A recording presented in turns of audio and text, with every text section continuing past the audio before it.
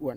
नमस्कार मित्रांनो, तर आज मी तुम्हाला दाखवून देणार आहे ऑटोमॅटिक कार जी असते त्याच्यामध्ये बऱ्याचदा लोकांना कन्फ्युजन होतं की जे डिफरंट मोड असतात, जसं की तुम्ही इथे बघू शकता.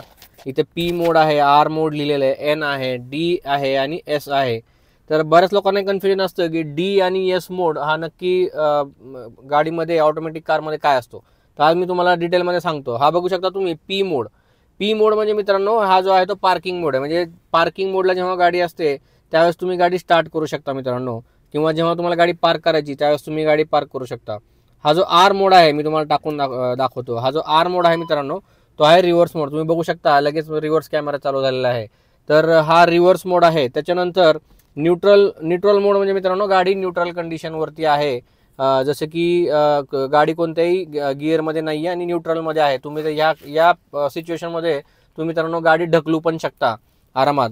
आता सगळ्यात इम्पॉर्टंट जे लोकांना समजत नाही की D/S आणि हे प्लसचं आणि मायनसचं सिम्बॉल आहे, तर ह्याचा मतलब काय मी तुम्हाला सांगतो.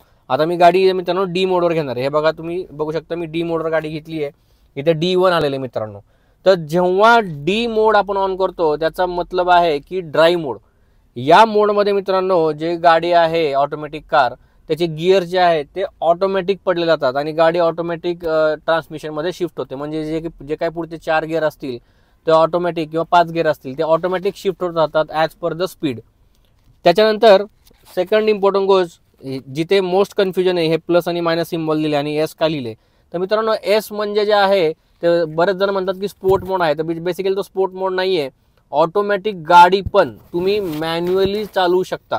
हे तुम्ही बघू शकता. आता बघा मी गिअर प्लस करतोय, हे मी राईट साईडला शिफ्ट केलं तर एस मोडला गाडी आलेली आहे. तर तुम्ही इथे सिम्बॉल बघू शकता गाडीमध्ये काय दिलेलं आहे, M1 लिहिलेलं आहे मित्रांनो, म्हणजे पहिल्या गिअरमध्ये गाडी मित्रांनो आहे. तर मॅन्युअली जसं तुम्ही जे गिअर बॉक्स आहे तर जसं एस मोडवरनं तुम्ही प्लस करत असाल, अप्पर साईडला शिफ्ट करताल, तसे तुमचे गिअर्स पडत राहतील मॅन्युअली आणि तुम्ही गाडी मॅन्युअली पण चालवायचा आनंद घेऊ शकता.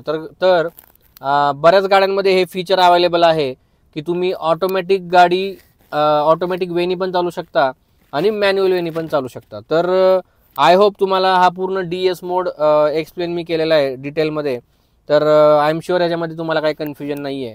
तर अशाच पद्धतीचे व्हिडिओ बघायचे असतील तर मित्रांनो माझं चॅनल आहे ऑटो एन्जॉय, त्याला लाईक, सबस्क्राईब आणि शेअर करा. थँक्यू.